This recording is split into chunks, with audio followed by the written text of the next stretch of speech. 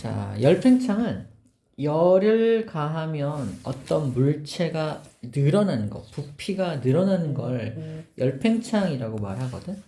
그래서 예를 들어서 고체 같은 물질한테 열을 가하면 고체는 입자와 입자 간의 간격이 되게 가까운 상태에서 이렇게 진동 운동만 하고 있는 건데, 가열한다는 건 에너지를 공급한다는 뜻이거든. 에너지를 공급하게 되면은 이 입자가 더 활발하게 움직이겠지?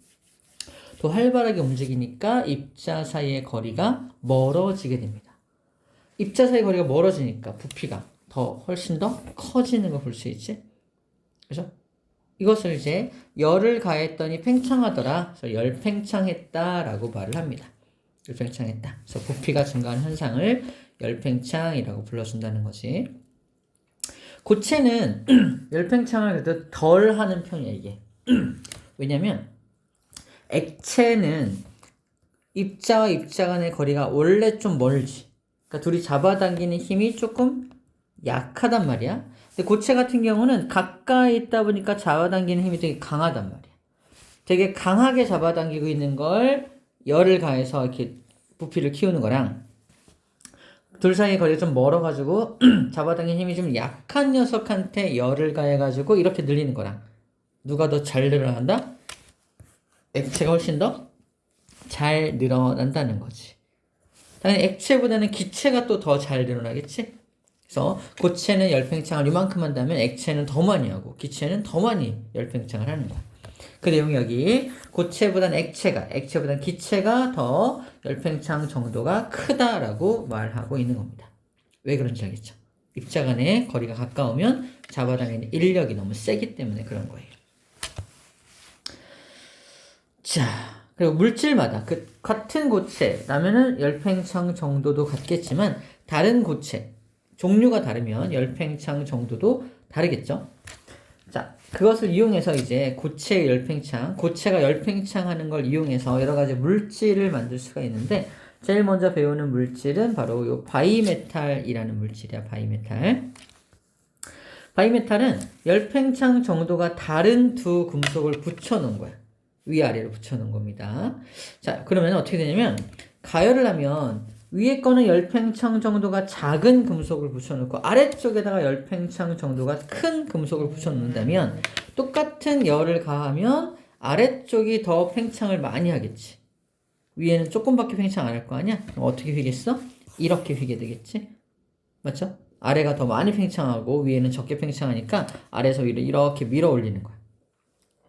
이해되죠? 아래가 더 많이 팽창하기 때문에 덜 팽창한 쪽으로 이렇게 올라간다는 겁니다. 그럼 어느 방향으로 휘었냐라고 말할 때 위로 휘었어, 아래로 휘었어, 얘가? 위로 휜 거지. 위에는 뭐가 있어? 열팽창 정도가 작은 금속이 있지. 그래서 바이메탈은 열팽창 정도가 작은 금속 쪽으로 휘어진다라고 말을 하는 겁니다. 이해죠? 열팽창 정도가 작은 쪽으로 휘어지게 되는 거야. 자, 그런데 이거 봐봐. 위에가 열팽창 정도가 작은 녀석이고 아래가 큰 녀석이야. 가열하면 위로 휘어지지. 이번엔 반대로 냉각해 보는 거야. 냉각. 열팽창을 잘하는 놈이 열 수축도 잘해. 그러니까 아래가 엄청 수축해버릴 거 아니야? 열팽창을 잘했던 녀석이니까 수축도 엄청 잘하겠지? 그래서 많이 수축하게 되어서 이번엔 아래쪽으로 휘어지게 됩니다. 냉각하면 아래쪽으로 휘어지고 가열하면 위로 휘어지는 거 보이죠? 그럼 냉각하면 어느 방향으로 휘어진다고 할 수 있어? 열팽창 정도가 큰 금속 쪽으로 휘어진다라고 말할 수가 있겠네요. 이렇게 열팽창을 잘하는 놈은 또 수축도 잘하는구나 라고 기억하면 되고, 얘가 이렇게 휘어지잖아. 휘어지니까 우리가 이거 인사할 때 어떻게 해? 이렇게 바이. 그래서 이렇게 바이메탈이야. 암기법이 아니야. 바이메탈은 이렇게 휘어지는 금속이구나 라고 기억해주면 됩니다.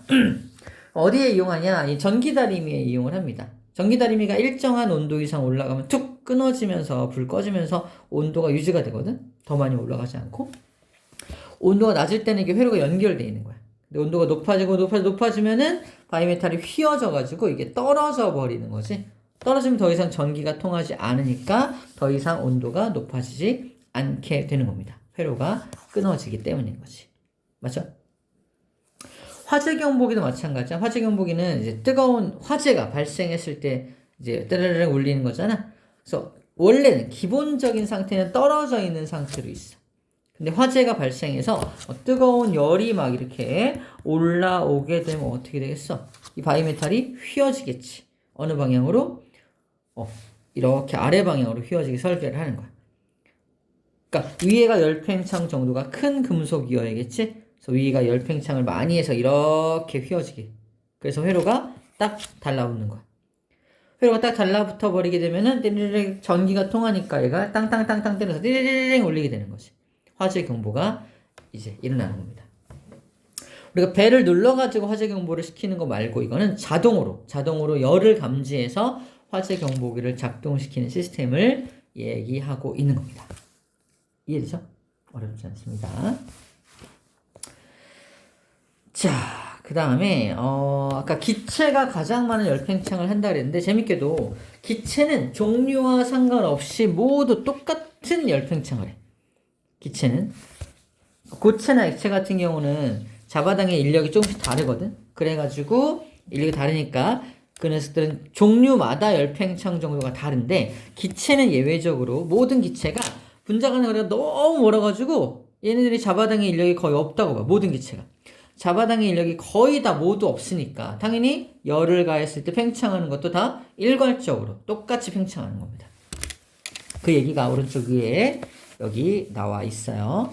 그래서 여기 나와 있듯이 기체는 물질의 종류에 관계없이 온도가 높아짐에 따라 일정하게 증가한다. 뭐가? 부피가 일정하게 증가한다. 이것을 샤를의 법칙이라고 불러줍니다. 그래서 얼만큼씩 증가하는지는 나와 있는데 이거는 그냥 추가로 나중에 배울 겁니다. 어쨌거나 기체 같은 경우는 종류와 상관없이 일정하게 부피가 증가하는구나, 열팽창하는구나 라고 기억해 주면 되겠고요. 이건 실험인데 금속구가 지금 이게 공이잖아. 금속구가 금속고리를 통과를 못하고 있어. 근데 열팽창을 이용해서 통과하게 할 수 있습니다. 어떻게? 누굴 열팽창시키면 될까? 고리를, 그죠? 고리를 열팽창시키면은 구멍이 커질 테니까 잘 들어갈 수가 있겠죠? 또 다른 방법은 금속구를 냉각시킵니다. 금속구를 냉각시키면 열 수축할 거 아니야? 그 안으로 들어갔다 나왔다 할 수가 있겠네요. 맞죠? 두 가지 방법으로 고리를 통과시킬 수 있다라는 겁니다. 자, 우리 생활 속에서도 이제 열팽창을 이용한 것들이 있는데 다리에 보면은 이렇게 철로 된 이음새가 있어. 본 적 있어? 이게 그냥 아주 맨들맨들하게 다리를 이렇게 평평하게 다리를 아주 이렇게 만들 수도 있는데 중간에 틈을 만들어 놓는 이유는 뭐냐면 그 다리도 뭐 하니까 다리도 열팽창, 여름에 열팽창을 하게 되면은 혹시 이렇게 이런 틈 없이 만들면 열팽창하면 이렇게 휘어질 거 아니야? 팽창해서 막 이렇게 휘어져 버릴 수 있으니까 위험하겠죠? 그래서 오히려 틈을 만들어서 여름에 열팽창 하더라도 꽉 맞물릴 정도까지 이렇게 만들어 놓는 거예요. 같은 방법으로 뭐 철도의 어떤 철로도 또 조금씩 이렇게 떨어뜨려 놨기 때문에 우리가 기차를 탈 때 철컹 하면서 가는 게 그 사이사이 공간으로 조금씩 바퀴가 빠지기 때문에 그렇게 되는 겁니다. 자, 유리병 뚜껑이 안 열려. 그때 어떻게 하냐? 뜨거운 물에 대면은 유리병 뚜껑이 팽창을 해서 더 잘 열려요. 이렇게 하는 방법이 있고요. 그리고 우리 건물 지을 때 철근, 콘크리트를 함께 넣잖아. 철근과 콘크리트를 함께 이렇게 매설을 하거든. 이거는 철근의 열팽창 비율과 콘크리트의 열팽창 비율이 비슷해서 여름과 겨울이 이제 반복되더라도 이 안에서 균열 또는 뭐 부서지는 일이 생기지 않도록 할 수 있습니다. 그런 자재를 잘 찾아낸 거지. 만약에 콘크리트는 열팽창 안 하는데 철근만 열팽창을 빵 하면 어떻게 될까? 부서져 버리겠지? 그지? 반대로 콘크리트는 이만큼 팽창하는데 철근은 이만큼 팽창 어떻게 될까? 틈이 생기겠지? 그지? 틈이 생기도 이제 문제가 생기니까 똑같은 열팽창 정도를 가진 물질을 이용해서 건물을 짓고 있는 겁니다. 그리고 우리 건물에 가스관을 연결할 때도 일자로 쭉 연결하지 않아. 열팽창하면 휘어질 수 있으니까. 그래서 가다가 디귿자로 막 이렇게 꺾어지게 만들거든. 꺾어지면은 열팽창을 하더라도 이렇게 뭐랄까 가스관이 터지거나 이런 일이 발생하지 않기 때문에 약간 구부러진 부분을 만들어내게 됩니다. 가스관뿐만 아니라 송유관, 이 기름을 보내주는 것도 마찬가지로 중간에 구부러진 것을 만들어서 열팽창 사고를 예방하도록 하고 있습니다. 어렵지 않죠?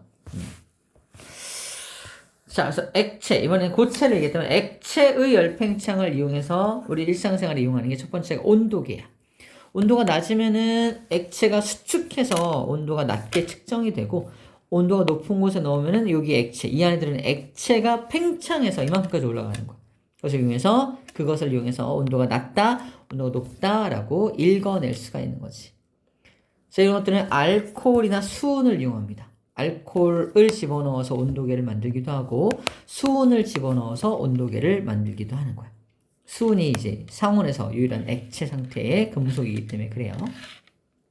근데 수은은 비싸기 때문에 대부분 우리가 쓰는 온도계는 다 알코올에다가 색소를 집어넣어서 빨간 색소를 집어넣어서 쓰는 게 더 많습니다.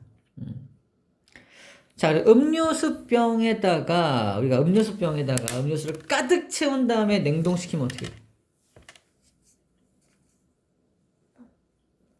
터지죠. 그죠? 그건 이제 얼면서 터지는 거고, 또는 음료수를 꽉 채운 다음에 유통을 시켜. 유통이라는 건 이제 소비자한테 가기 위해서 배달하는 거야. 배달하는데 온도가 너무 뜨겁네. 어떻게 돼요? 열팽창해서 또 깨져버릴 수 있는 거야. 그래서 가득 채우지 않는 겁니다. 음료수 우리가 사 먹으면 이만큼 위에가 이만큼 비어 있잖아. 이거 나 조금 이만큼 비어가지고 많이 안 주려고 돈 아끼려고 이렇게 한 거 아니야? 이게 아니라 거기를 비워놔야 열팽창 사고를 막을 수 있기 때문에 거기를 약간 비워놓은 거예요. 자, 열팽창이 우리 일상생활에 많이 이용되고 있구나라는 거고요. 자, 열팽창의 다른 것들도 읽어볼게요. 여름에는 전기줄이 쭉 늘어지고 겨울에는 팽팽해집니다. 그래서 여름에 감전사고가 더 많은 이유가 전기줄이 쭉 늘어져가지고 감전사고가 일어날 수 있습니다. 그 다음에 차가운 유리컵에다가 뜨거운 물을 확 부으면 어떻게 되는지 알아? 깨집니다. 차가운 유리컵이라는 건 약간 수축해 있는 유리컵이잖아. 여기다 뜨거운 물을 부으면 갑자기 열팽창을 빵 하면서 깨져버릴 수 있어요. 조심해야 됩니다. 자, 그 다음에 철로 만들어진 에펠탑. 에펠탑 철로 만들었잖아. 여름엔 좀 더 높아. 겨울엔 조금 낮아집니다. 열팽창 때문에 그렇게 된다는 거고요. 그 다음에 충치 치료할 때 우리 하얀색 뭐 넣잖아.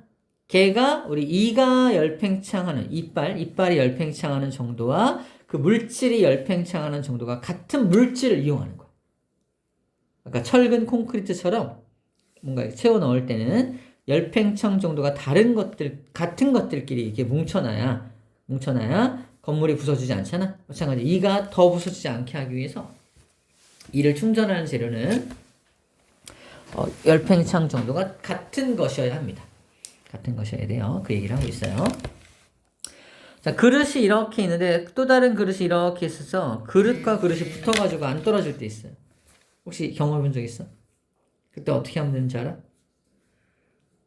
안에다가 뜨거운 물을 부으면 안 됩니다. 더 팽창해서 더 꽉 맞물릴 거 아니야? 그래서 바깥 그릇은 뜨거운 물에 넣고 안쪽 그릇은 차가운 물을 부으면 얘는 수축하고 얘는 팽창해서 딱 떨어지겠지. 그런 방법으로 바깥 그릇과 안쪽 그릇을 이렇게 뜯어낼 수 있습니다. 열팽창을 이용해서. 과학을 아는 사람이라면 이거 힘으로 뜯으면 안 돼. 어떤 그런 온도를 이용해서 뜯어내는 게 좋을 것 같습니다. 충분히 할 수 있겠네요. 자, 여기까지가 액체의 열팽창까지 내용이니까 문제 한번 풀어볼게요. 네, 풀어봅시다.